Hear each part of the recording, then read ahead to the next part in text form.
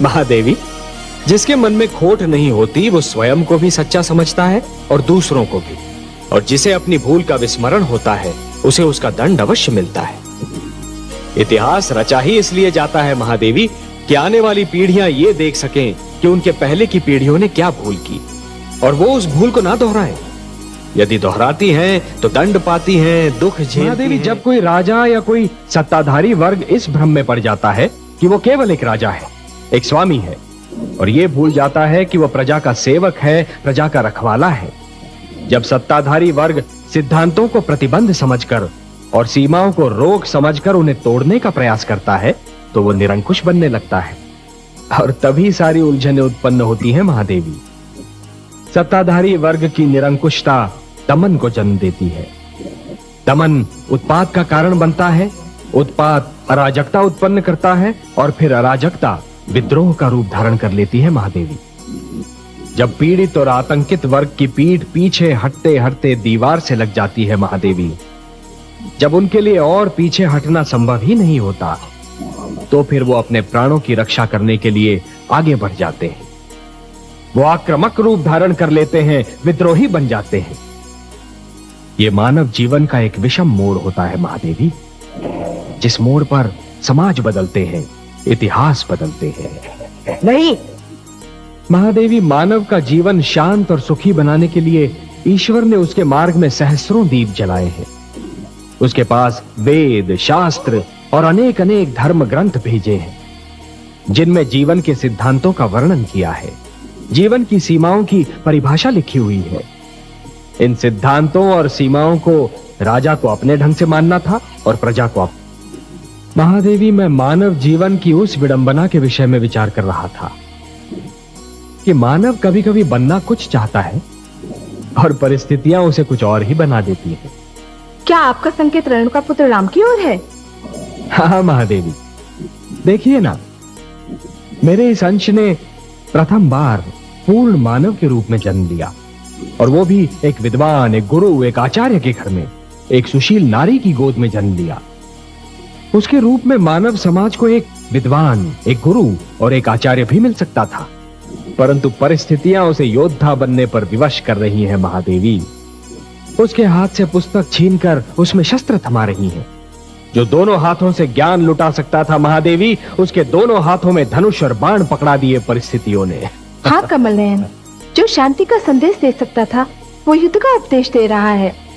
जिसे उस मार्ग पे जाना था जहाँ विद्या, ज्ञान और शांति है, वो उस मार्ग पर निकल पड़ा है जहाँ युद्ध, आग और रक्त है, किंतु इसमें उसका तो कोई दोष नहीं। कमल नयन, आपने सर्वथा उचित शब्द का प्रयोग किया है। परिस्थितियों ने उसे विवश किया है। वो इस मार्ग पर अपनी इच्छा से नहीं आया, उसे इस मार्ग पर ढकेल दिया गया है, और इसका कारण है सहस्त्रार्जुन। क्यों कर रहा है वो ये दुष्कर्म? सत्य कहते हैं आप, जो संतान माता पिता के कष्ट पर मौन रह जाए वो अयोग्य और कर्महीन होती है। पर ये आतंक केवल माता पिता के कष्ट तक सीमित नहीं है महादेवी। विद्यार्थियों की शिक्षा की भी हानि हो रही है। सहस्त्रार्जुन उन्हें एक स्थान पर टिकने ही नहीं देता, तो उनकी शिक्षा पूरी कैसे होगी? महादेवी, ऋषि जमदग्नि रात्रि को भी शिक्षा प्रदान इसलिए कर रहे हैं कि दिन की हानि की पूर्ति होनी है, परंतु ऐसी स्थिति में विद्यार्थियों की मनस्थिति कुछ ऐसी हो जाती है कि उनका पूरा ध्यान शिक्षा पर नहीं रहता। आचार्य भयभीत हैं, शिक्षार्थी आतंकित हैं, और ये सब कुछ देखकर भी मैं कुछ नहीं कर सकता महादेवी, मैं कुछ नहीं कर सकता।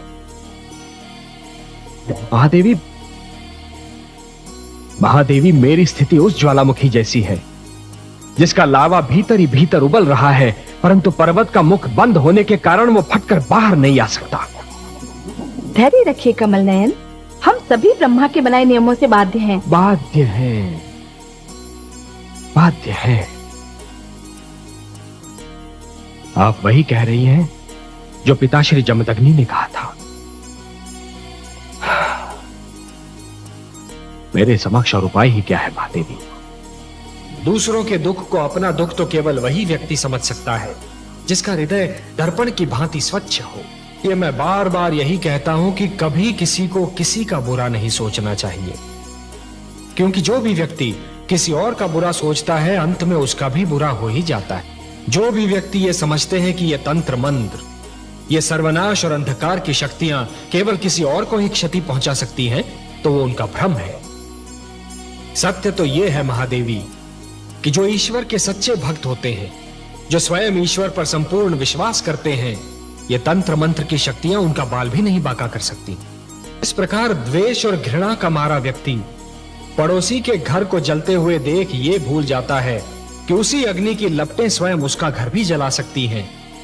उसी प्रकार जो व्यक्ति तंत्र मंत्र में विश्वास करता है, वो ये भूल जाता है कि यही तंत्र मंत्र की शक्तियां स्वयं उसका भी सर्वनाश कर सकती हैं। सत्य तो ये है महादेवी कि स्वयं मैं अपने भक्तों के वश में हूं। अपने प्रेम से, अपने विश्वास से, अपनी भक्ति से और अपनी श्रद्धा से मेरे सारे भक्त बार बार मुझे उनकी सहायता करने के लिए विवश करते रहे हैं और करते रहेंगे। और मुझे अपनी इस विवशता पर कितनी प्रसन्नता होती है, इसका मैं क्या वर्णन करूं महादेवी, इसका मैं क्या वर्णन करूं। यदि रोने वाले के साथ कोई रो दे तो वो व्यक्ति श्रेष्ठ कहलाता है महादेवी, महान कहलाता है। महादेवी, जिसके मन में खोट नहीं होती वो स्वयं को भी सच्चा समझता है और दूसरों को भी, और जिसे अपनी भूल का विस्मरण होता है उसे उसका दंड अवश्य मिलता है। इतिहास रचा ही इसलिए जाता है महादेवी कि आने वाली पीढ़ियां ये देख सकें कि उनके पहले की पीढ़ियों ने क्या भूल की और वो उस भूल को ना दोहराएं। यदि दोहराती हैं तो दंड पाती हैं, दुख झेलती हैं। हे महादेवी, उपवन के भाग्य में वसंत का सुख सदैव नहीं होता, उसे पतझड़ का दुख भी झेलना पड़ता है। उसी प्रकार जीवन में भी मिलन का आनंद सदा के लिए नहीं छाया रहता देवी, वियोग की घड़ियां भी आती हैं। महादेवी, जिस प्रकार बिच्छू को यह ज्ञान नहीं होता कि उसका डंक केवल किसी और को नहीं स्वयं उसे भी चुभ सकता है, उसी प्रकार एक दुष्कर्मी को भी यह ज्ञान नहीं होता कि उसका दुष्कर्म स्वयं उसे भी हानि पहुंचा सकता है। महादेवी, एक ही डाली पर खिले दो पुष्पों में से एक को स्थान मिलता है देवता के चरणों में, तो दूसरे को अर्थी पर। एक ही मेघ की गोद से निकली दो बूंदें, एक मोती बन जाती है तो दूसरी अंगारे पर गिरकर भस्म हो जाती है। यह सब फल होता है इस सत्य का कि किसे कैसी संगत मिलती है। सत्य कहा आपने महादेवी। मोह माया में फंसना अर्थात अपने जीवन के लक्ष्य को भूलने के समान है, और जीवन का तो यही लक्ष्य है महादेवी कि अपने भीतर छिपी हुई ईश्वरी शक्ति को ढूंढकर बाहर निकालना।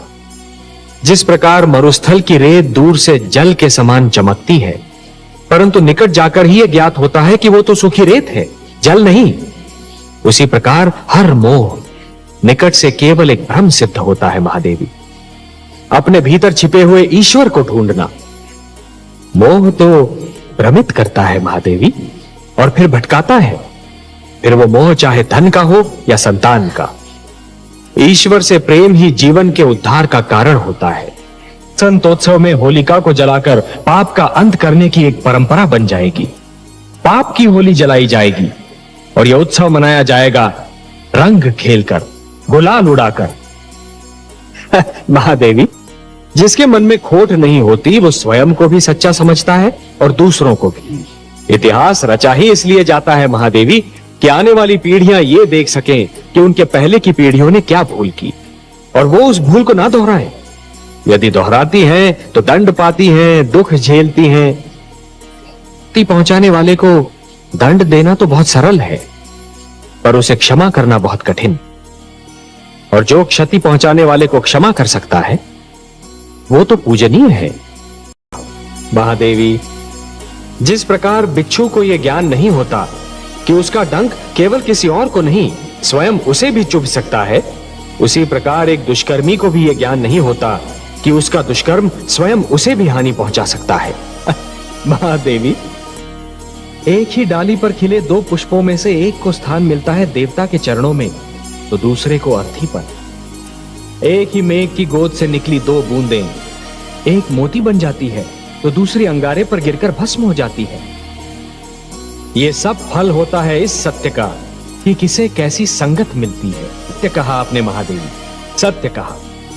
और इसीलिए माता पिता को सबसे अधिक ध्यान बाल्यावस्था में संतान के चरित्र निर्माण पर ही देना चाहिए। जिस प्रकार जब जल माटी को गीला कर देता है तो माटी में से सुंदर अंकुर फूटते हैं, उसी प्रकार जब भक्ति मन को उदार बना देती है तो मन में सुंदर विचारों का जन्म होता है। महादेवी, जिसके मन में खोट नहीं होती वो स्वयं को भी सच्चा समझता है और दूसरों को भी, और जिसे अपनी भूल का विस्मरण होता है उसे उसका दंड अवश्य मिलता है। इतिहास रचा ही इसलिए जाता है महादेवी कि आने वाली पीढ़ियां ये देख सकें कि उनके पहले की पीढ़ियों ने क्या भूल की और वो उस भूल को ना दोहराएं। यदि दोहराती हैं तो दंड पाती हैं, दुख झेलती हैं। जानता हूं महादेवी, क्षति पहुंचाने वाले को दंड देना तो बहुत सरल है, पर उसे क्षमा करना बहुत कठिन। और जो क्षति पहुंचाने वाले को क्षमा कर सकता है वो तो पूजनीय है। कमल नयन, उत्सव वो है जो आत्मा को शांति दे, जो सारे नगर का जीवन अस्त व्यस्त कर दे, जिसमें मदिरा पीकर सब अपनी सुध बुध खो बैठे। वो उत्सव नहीं, कोरा हुड़दंग है।